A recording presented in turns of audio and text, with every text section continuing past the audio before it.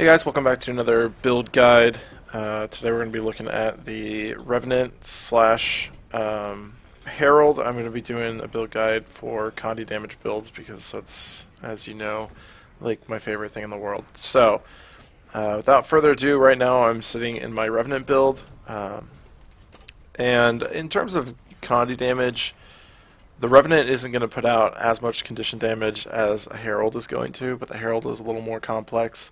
It's not really that complex once somebody explains it to you, but when I was first trying it out, it was like way over my head. So we're going to go ahead and look at these. This doesn't really change. I tend to use the same setup here for Revenant or Herald. So I'm going to use the staff, and then I'm going to be using a mace axe. Obviously, that's where you get all of your condition damage, is from your mace and your axe. On that one, I got Sigil Bursting, which just adds a flat 6% increase to condition damage.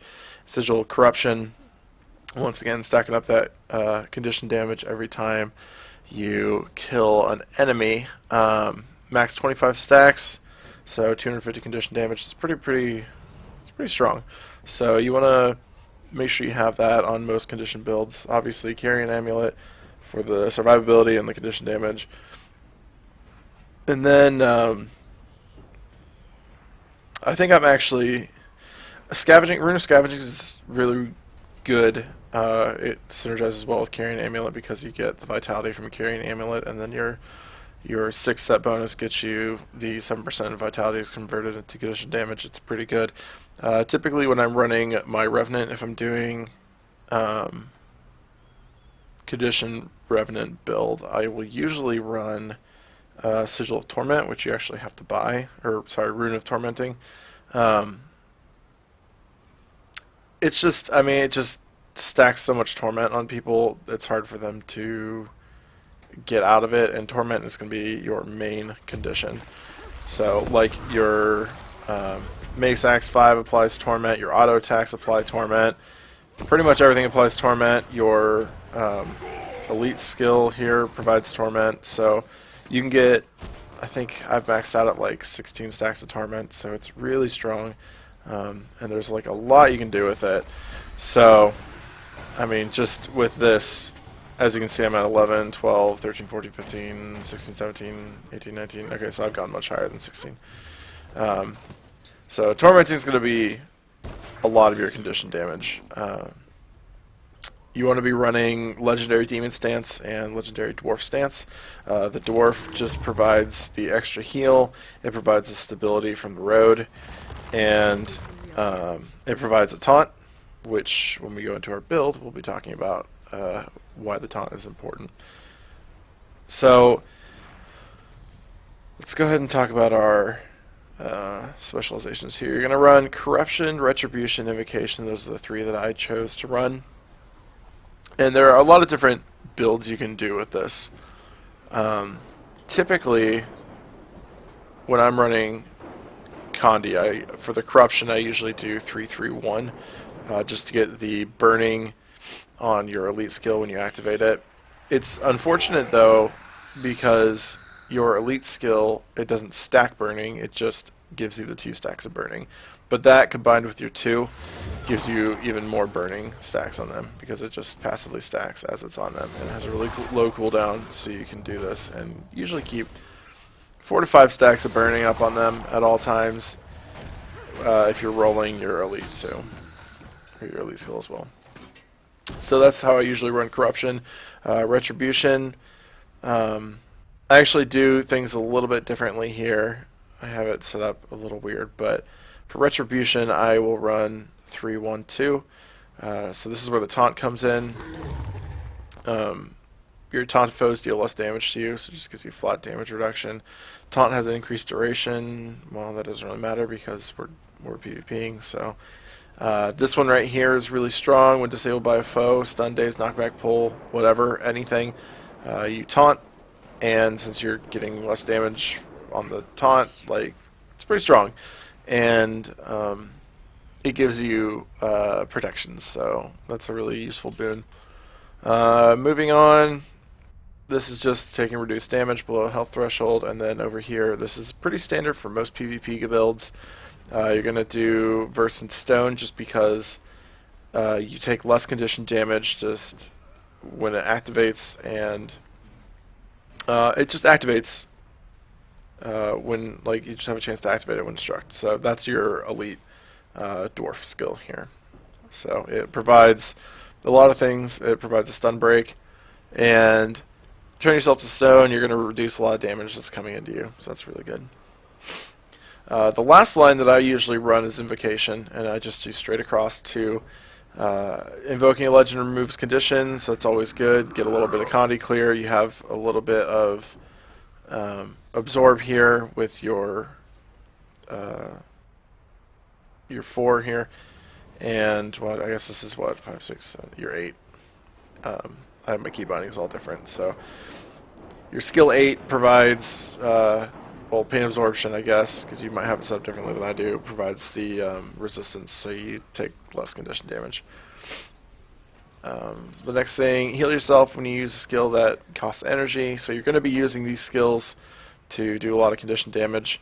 And then lastly, gain might when you use a skill that drops your energy below a threshold. Might's just always good. It gives you a little bit extra condition damage, and it's pretty strong. I think it's pretty much the best thing here because your crit chance is going to be really low. I mean, we're talking 4% crit chance. So really, you don't want to be picking up Rolling Mists because you're not going to have a lot of Fury stacks. And you're not, I mean, I guess you could pick this up just for the damage reduction, so that's pretty strong. This is kind of more of a out-sustain almost, in my opinion, when it comes to doing my Revenant condition build. Just out-sustain. Like, how long can you survive in a fight? Because another huge condition you're going to be using is this Confusion here. So, typical rotation that you're going to be looking at, it's going to be really similar between the Revenant and the Herald, so let's just go ahead and go into it. If you're at a distance, you need a gap closer. Obviously, your Axe 4 is going to close that axe, or close that, bring you over to them. You can do your Rift. That's really strong too. But for me, the way that I usually start my rotation is I will jump in with Unyielding Anguish because it's going to give the chill, it's going to give the torment, it's going to start your torment stacking, and then I'll immediately go into my 2 and then my 3. Because you get the might stacks from doing the blast finisher in the fire field, and you get the fire damage from it. And then after that, if I'm feeling it, I'll pop my elite skill here, or I'll start stacking Confusion. Either one is really strong. So, well, let me go ahead and kill this guy real quick, and we'll start over from the beginning. You'll be able to see just how much burst damage you can do with it. So, it's really strong. Personally, I think between the Herald and the Revenant, the Herald's going to do a lot more condition damage, and it has a lot more burst potential. So, but jump in, 2, 3, and then start stacking your Confusion. It takes 20 energy, stack Confusion. And if you're in a long fight, I've had as many as 15 stacks of Confusion, which basically people wind up killing themselves. So, it's not a bad idea to do 1 stack of or I guess do 3 stacks of Confusion there, and then pop your elite skill just to get the other burning. So, jump in, that, and then my elite skill just to get the burning. So, as you can see, there's a lot of burst potential there, but it's not quite as fast as some of your other burst things. It's not quite as fast as your Burst Guardian, your Burn Guardian. It's not quite as fast as your Venom Share Thief. It's not as fast as that kind of stuff. So, like I said, it's a little bit about out-sustaining the people that you're fighting. That's where your Legendary Dwarf Stance comes in handy. You have a lot of damage reduction here. You got the Taunt. That's always really good. And it lasts a fairly long time. You got your Road, which provides stability, so you can stomp people easily there. It also provides weakness, so if you're taking a lot of damage, that's usually good to help you out too. But now we're going to talk about the real meat and potatoes here. We're going to talk about the Herald build. And I'm in combat. So the way that my Herald build works, it kind of centers around, well, really, let me just kill this guy so I can get out of combat so I can show you. It kind of centers around doing a lot of like AoE area damage, so we will take a look at that now.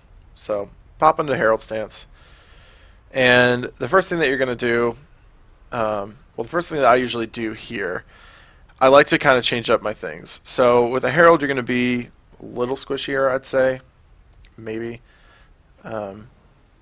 Obviously, you're going to be using Legendary Dragon Stance and Demon Stance again.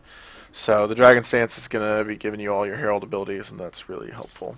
So you're going to be a little squishier, and I've had a lot of problem with Rangers when I'm doing Herald Condi, so this is really strong. Close quarters is really strong. Because, you know, those Rangers are going to be shooting you from farther away, so you're going to take less damage from them. Stability after you dodge, really strong for stomping. You just dodge, you gain stability, boom, stomp, dead. It works out really well. Obviously, I'm not going to be using taunt as much, well, really at all, because I am not in my Legendary Dwarf stance. So, I'm going to pick up Retaliation after dodge. You could also go with this. You could also go with Dwarven Battle Training, apply weakness to your foe, chance on hit. It's a 25% chance on hit, and you're not really going to be, well, I mean, it could be really helpful. It really depends. If you're having trouble surviving, then use that. If not, then I wouldn't. Let's see, and then over here, you always want to run Burst in Stone. That's the best ability. In the Corruption tree, I wind up taking this bottom one right here. Chance of Instruct to copy all conditions currently on you to nearby foes for a few seconds. That's really strong. Really, Maniacal Persistence is not great, just because you're not going to be critting a whole lot because you're not doing an auto attack or really like a power build at all. The thing that I change up over here is I change this to Rune of Scavenging, if I can spell it right. Scavenging gives you a little more survivability. Like I said, I have some issues surviving when I'm doing my Herald build, even though you really shouldn't, because Heralds are kind of OP right now. And this just gives you life skill, or life steal. So after using healing ability, after taking damage, you know, you have a chance to get life steal. So over here, we're looking at this line here. I always picked up Radiant Revival, placed Infused Light on, or do I take that? No, I don't. Hardening Persistence. I've been playing around with Radiant Revival just to see if it works. Like if I have teams that are really bad and I'm resing them a lot. So this time of day, actually, when your teams aren't going to be that great, that's not a bad thing to pick up. But this is what you really want to run. Gain toughness for each point of upkeep you're currently using. Upkeep is your abilities down here. So it's really strong. You're pretty much going to be rolling, well, you're pretty much going to be constantly rolling these first three. For this one, I mean, you don't really have too many stun breaks. I guess you have this one, Gaze of Darkness. But that's pretty much your only stun break. So I mean the whole stun break stuff, it's a cool idea, but I don't think it really works well. So I will take up Shared Empowerment, because when you apply a boon to an ally, you also apply Might. All of these that you're going to be managing here, all your facets, they are going to be applying Might as well. So you're pretty much going to be running. I mean, look, I mean, you're just gaining Might. It just ticks, and it just is constantly popping Might up. So that gives you a lot of damage. The next thing that we're going to take for our elite skill here is, you could take this, increase damage per boon on you, because you are going to have a lot of boons going on with your upkeep. I pick up this, just because when you dodge, you gain 2 stacks of stability versus the 1. So I would recommend this a lot. You just need to remember to dodge before you stop and stuff like that. Like, make sure you're thinking through that process. So this is the build for my Herald condition damage, and now let's get into the damage. So you're going to be rolling these first 3 facets here, which is Facet of Light, Facet of Strength, Facet of the Elements, and you're pretty much just going to be running these two constantly. If you need to heal, you can pop that. If you want to apply some vulnerability, you can definitely do Burst of Strength. It's pretty strong, especially for tankier targets. So we're talking Guardians and Warriors. That vulnerability is going to be huge. But for squishier targets, so anybody wearing leather armor or medium armor, you don't necessarily need to do that. It'll allow you to burst them a little bit more. The way that I usually start my rotation is with this elemental blast. It's so strong. It pulses 3 burning stacks. It pulses chilled stacks. It pulses weakness. It's just ludicrous what all it does. And the way that you can line it up so it always hits, start out with your Axe 5 here. Because not only does it apply the Torment to get that ticking, but it also pulls people in, so you can pretty much anticipate, unless they're rolling like a shield or a Guardian that happens to have their block up or whatever, you can pretty much anticipate that you're going to wind up pulling them here. So I usually start out with this and with my 5, and then I'm going to Frigid Blitz in, get that chill going on them, and then 2, then 3, and then I'll pop over to Legendary Demon Stance, stack up the Confusion, and there's really not a whole lot they can do about it. So let me show you the rotation. That, fly in, blast finisher, stack Confusion, and then you can always pop your your elite skill there. So as you can see, there's a lot of potential for damage. You have all this stuff rolling, pop back over, and then just restart it all. And that is how you do this. If you're in a tight spot, you can obviously use your Facet of Chaos. It gets you some super speed. It also knocks back. It's hella cool looking, dude. Look at this thing. Boom. So cool looking. But for the most part, the rotation is going to be something similar to this. And I mean, when it comes to PvP, there's really no set rotations. That just seems to be the way that it is. So. Other really interesting things about this build, it's kind of a little more of a support build, a little less of a, damage. I mean, there is a lot of damage to it, but it also provides a heck of a lot of support. When you're pulsing Facet of Darkness, it grants Fury to yourself and everybody around you. I usually don't use it unless I need it for the blind in the Gaze of Darkness. And if I'm fighting a thief, obviously you want to get the reveal. So let me show you what this looks like on an actual person, though. So typically this is what it's going to look like.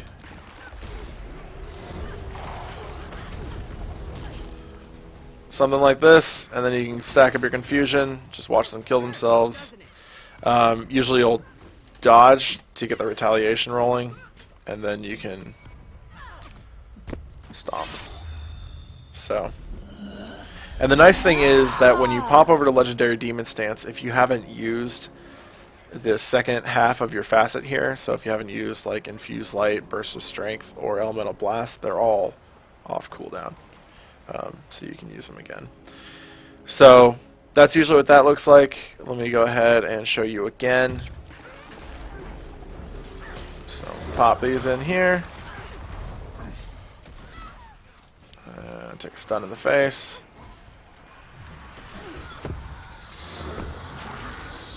Get the stability, and then stomp.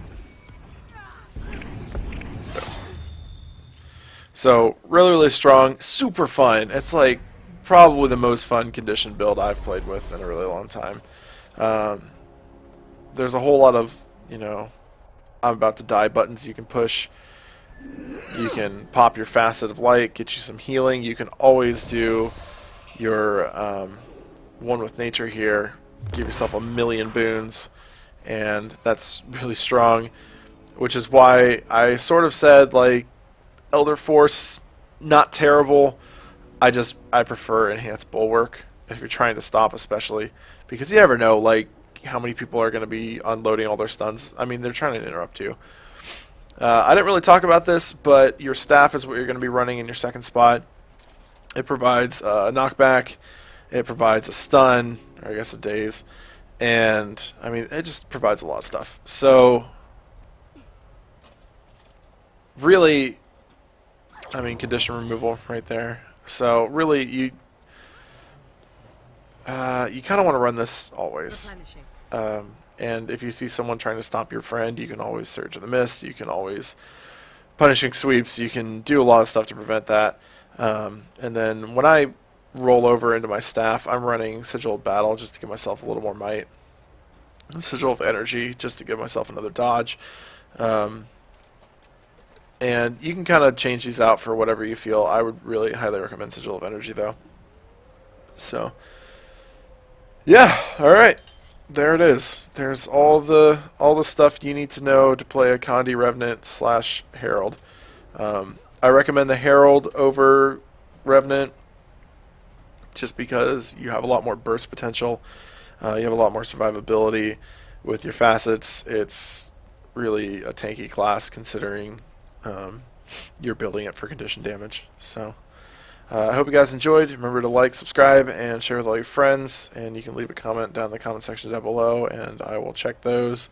If you have any other builds that you've been trying out condition-wise and you really enjoy those, I play almost primarily condition damage builds on all of my characters. So, you know, if you're going to come in here and be like, oh my gosh, well, Berserker is the best build for Revenant, why aren't you doing that, you stupid fool? I'm just going to be like, because, I like condition damage. It's the best, most interesting battle mechanic in this game, in my opinion. And it's just so fun to, like, watch your auto attacks do, like, nothing and then watch your conditions just tear people apart.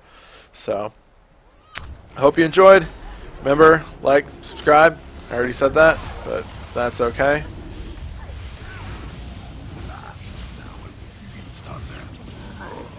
Ow. And there you have it. Boom. See you later.